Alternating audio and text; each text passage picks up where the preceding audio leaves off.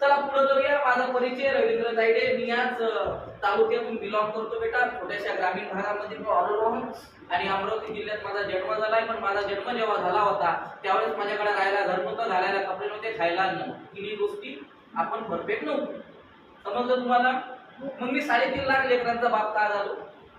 माझा बाप एवढा होता, आई काम करायची, मजुरी करायची, 200 रुपये रोजाला काम करायची, 200 रुपये कमवून आम्ही 5 लोक होतो. बाप, माय, 2 बहिणी आणि मी एक. किती लोक झाले?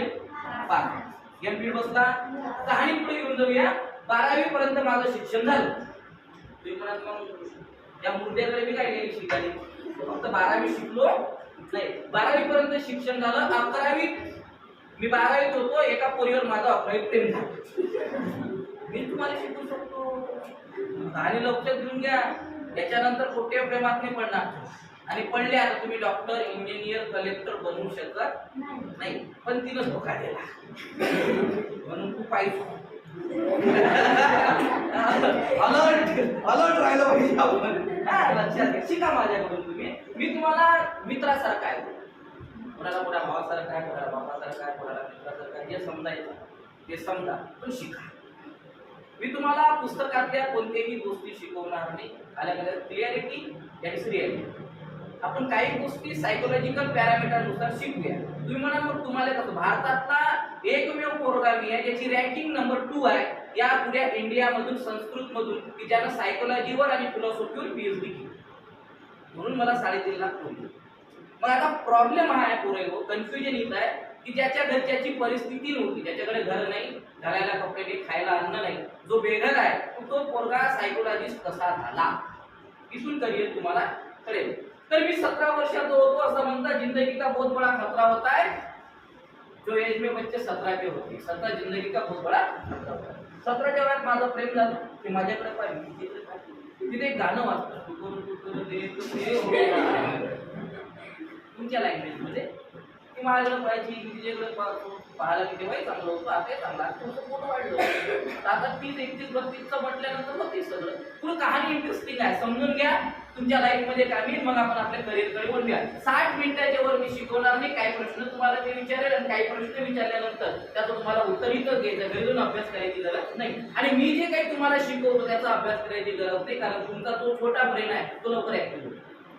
तुम्हाला तुमच्या कामाच्या गोष्टी सांगितल्या तर तुम्ही 4 घंटे बसता. माझ्याकडे काही लेखन असे मी ऑनलाईन शिकवतो 5-5 घंटे. आला कम्युनिकेशन करतो मी 5-5 घंटे. तसं आहे ना कॉर्पोरेट ट्रेनर, बऱ्याचशा कंपनीला मी टीच करतो. तुमचे जे टीचर्स आहे, प्राध्यापक आहे, डॉक्टर आहे, इंजिनियर आहे, यांना समरमध्ये मी बेटर टीचिंग स्किल शिकवतो, हॅपीनेसचे मी धडे देतो. आणि मग आता प्रश्न असाही एवढं सगळं मी करतो तर माझ्याकडे तर काही स्त्रोत नव्हता, काही ऑपॉर्च्युनिटी नव्हती जे तुमच्याकडे आहे. हा लक्षात ठेवा, ज्या एज मध्ये तुम्ही आहात, you are lucky girl and lucky boy. तुम्ही खूप लकी आहात की तुमच्याकडे ऑपॉर्च्युनिटी आहे, ग्रेटेस्ट पॅरेंट्स आहे, इन्व्हायरमेंट बेस्ट आहे, एज्युकेशन साठी पैसा तुमच्याकडे आहे, ओके, फ्रेंड सर्कल उत्कृष्ट आहे, हलकट आहे नाही, असं तो भाग वेगळा आहे. आला एक पोरगी माझ्याकडे आली रडून राहिली, तर काय झालं? तर म्हणे माझ्या बेस्ट फ्रेंडनं माझं स्टेटस नाही ठेवलं. तुझं स्टेटस ठेवण्यासाठी तुझं स्टेटस काय आहे बा? समजलं काही? त्याने नाही समजलं ठीक आहे. स्टेटस ठेवण्यासाठी येडे हो काय लागते? स्टेटस म्हणजे अवकाश, लायकी. ज्या गोष्टीची लायकी असते तिचं स्टेटस ठेवून आपण काय करायचं? हॅपी बर्थडे टू यू झालं. कोण आहे ते? For you. कोण आहे ते? काही माहित नाही आपल्याला. हा मी नेहमी सांगत असतो, तुमचा वैयक्तिक जर शोध तुम्हाला घ्यायचा असेल, वैयक्तिक शोध, तर हू आय एम या सेंटेन्सला पाठ करून ठेवायचं. काय? हू आय एम. कोण आहे तू बाबा?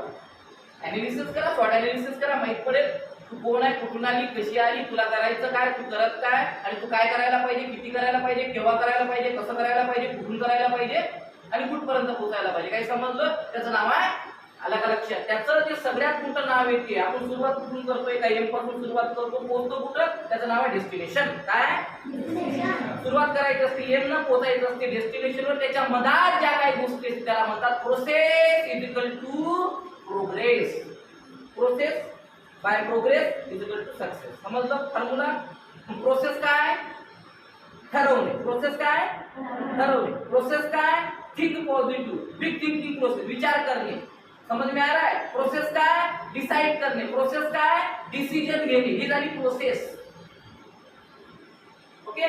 प्रोग्रेस काय? ट्राय करणे. प्रोग्रेस काय? ट्राय करणे, ऍक्शन घेणे, कंटिन्यू करणे, कन्सिस्टन्सी मध्ये करणे. ओके.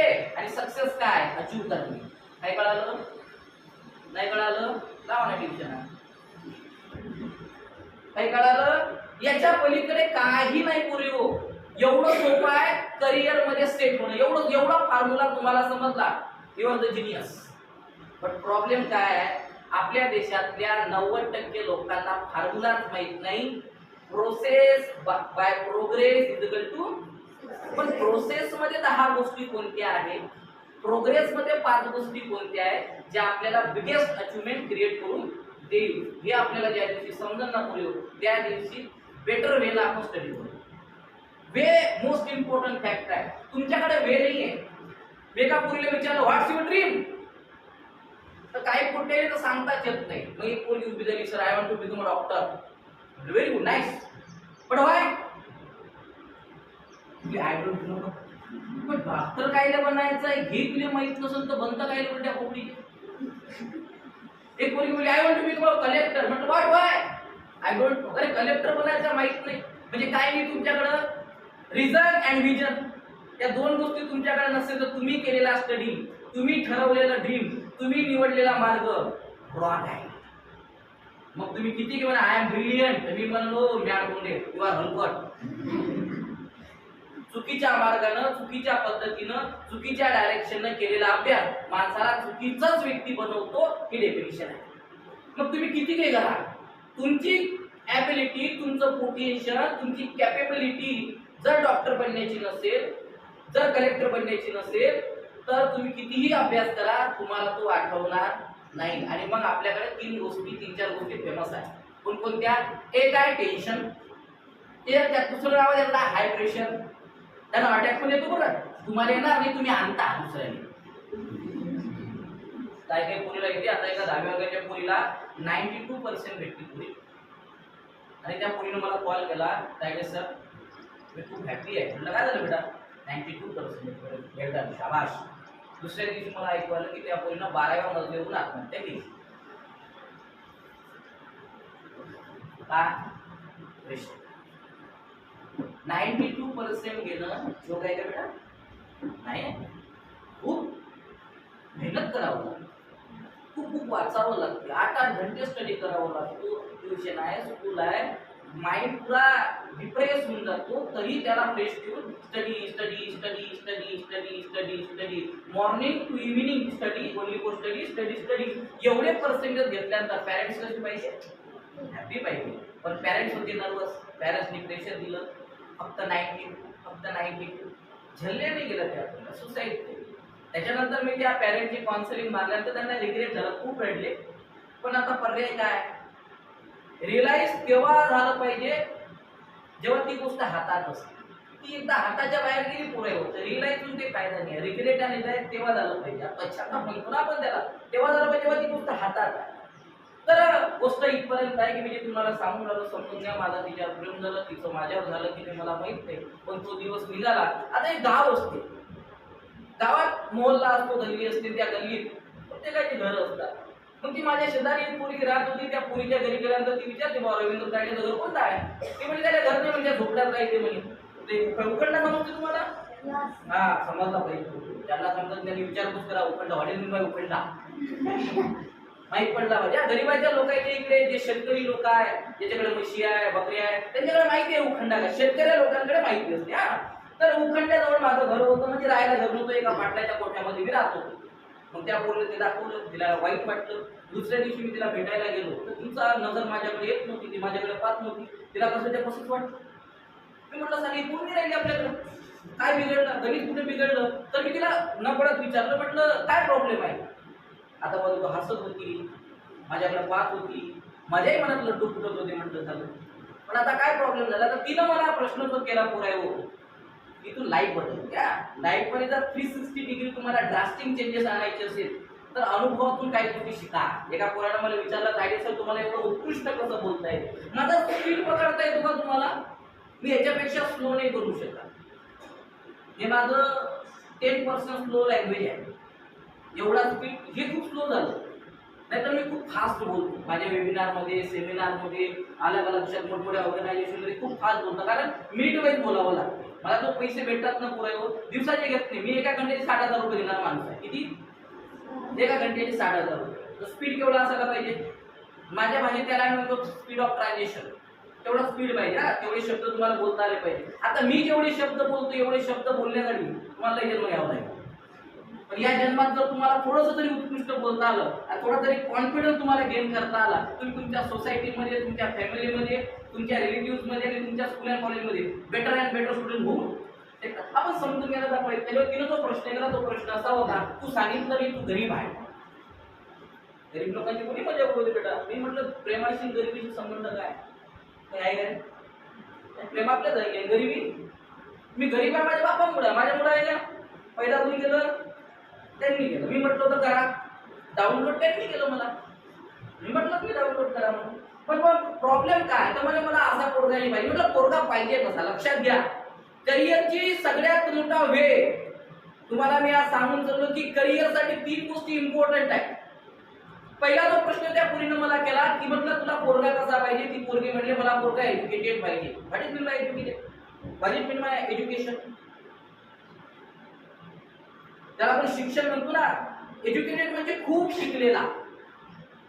आणि आपल्या इकडे भ्रम आहे पुरे वा, जो व्यक्ती जास्त शिकतो तो व्यक्ती खूप कमावतो. ही जी खटकी हा जो भ्रम आहे ना, हा पहिले डोक्यातून काढा. जास्त शिकलेले लोक श्रीमंत होत नाही. त्याच्यामुळे मग आता तुम्ही घरी गेल्यावर विचार कराल का काही शिकायला,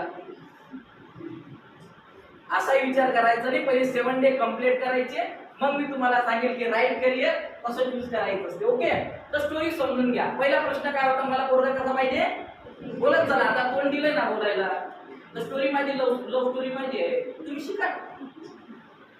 आता तुम्ही पोरं दिलं नाही पाहिजे, त्याला घर आहे की नाही, पण त्याची पल्सर तुम्हाला दिसते. काही पोरी अशा बसते, एक पोरग असं राहते शीट खाली, एक शीट वर पोरगी वरत बसते, खोपरेक दाबते, त्याच्या बोकांनी जाऊन बसते. आजकालच्या पोरांचे पॅन्ट पा इथून फाटले, काही पोट्या करीना पॅटर्न कमरेट दाटन चौकातले कुठे आईचे कपडे घालते, जाऊ नाही धुमंतवाचा सवाल नसते. ते काय इश्रू मटकू कार्यक्रम असते आपल्या. तुम्हाला चॉईस नाही काय, माणसाला चॉईस असते पाहिजे. हा, लक्षात घ्या. आता चॉईस कशी असायला पाहिजे, खायची चॉईस आहे तुम्हाला, कपडे घालायची चॉईस आहे, एवढी अक्कल आहे. पण करिअर काय आहे म्हणजे चॉईस नाही आहे तुम्हाला, म्हणून तो प्रॉब्लेम आहे. आता मला वाटते की ज्या पुरी तुमच्याकडे आलते, तुमच्या घरी जे सांगायला आलते ना, यायला काम धंदा नाही का दुसरं? हा, तुम्हाला काय वाटते हमाल वगैरे आहे? नाही, हमाल नाही आहे. यांना रवींद्र तायडेपेक्षा बेटर स्टुडंट बनायचं. सायकोलॉजिकल पॅरामीटर असं आहे की मोठमोठ्या लोकांनी जे साम्राज्य उभे केले त्याचं नाव सर्वे आहे, त्याचं नाव स्किल आहे. या मुलींचं प्रॅक्टिस सेशन आहे प्रत्येक तालुक्यात की तुम्ही स्किल गेन करा. थेरिटिकल स्किल गेन केल्यापेक्षा प्रॅक्टिकल जा. तुमच्यासारख्या मुलींना कन्व्हिन्स करून पहा, तुमच्यात पॉवर असेल तर. आणि पॉवर बघा तुम्ही एवढे येऊन बसले. आता एवढ्या याच्यापेक्षा डबल पोरी मी बोलावता आलं असतं मला, जर मी एखाद्या कॉलेजला टाईप असतो. त्याच्यापेक्षा 10 पट पोरी बोलवता आल्यास त्या बॅनर टॅक्स वगैरे कॉम्प्लेट वगैरे टाकून येतात माझ्या नावावर. पण मी का तसं केलं नाही? मला माझ्या लेकरातलं पोटेन्शियल बघायचं आहे. टायकोड घालून जेव्हा लेकर जातात तर याची कन्व्हिन्सिंग पॉवर आणि कम्युनिकेशन किती बेटर व्हायला पाहिजे. का? कारण लाईफ यांना घालवायची आहे मला. मी ऑलरेडी सेट आहे. म्हणून लक्षात घ्या, हा जो भ्रम आहे पहिले काढून घ्या. त्या पोरीने जो प्रश्न केला त्या प्रश्नावर आपण बोलूया. मला पोरगा एज्युकेटेड पाहिजे. नंबर दुसरा प्रश्न होता, मला पोरगा हँडसम पाहिजे. गरीबाचं लेकरू, मिडल क्लासचं लेकरू पोरी किती काही सुंदर पाहिले असलं तर पैसा जर नसेल तर ते हँडसम आणि स्मार्ट होऊ शकत. पहिले समजून घ्या, दीपिका पादुकोण डोंबडी होती पण पुरी बॉलिवूड इंडस्ट्री तिच्या मागे लागली कारण पैसा होता आहे. त्याच्यानंतर ब्युटी पार्लर. आता ती 5 लाखाचं ब्युटी पार्लर मध्ये जाते, मशाज फेशियल करायला. तुमचं भोव्या कापाले 20 रुपये बापाले मागते. डेंजर कार्यक्रम आहे. ओके, चला दुसरा प्रश्न होता, मला पोरगा पाहिजे हँडसम. आणि आपण हँडसम त्यावेळेस दिसत होतो असं नाही. आपल्या परीने प्रत्येकाने आपल्याला हँडसमच समजायला पाहिजे. तुम्हाला जग हँडसम आणि स्मार्ट समजणार नाही. पाच गोष्टी लक्षात ठेवा. जगाच्या इकडे कधी अपेक्षा करू नका की जग तुम्हाला बेस्ट म्हणेल. त्याच्यापेक्षा अपेक्षा करा स्वतःकडून की I am the best. Okay. जग तुम्हाला कधीच म्हणणार नाही, जग उलट तुम्हाला म्हणेल तू करू शकत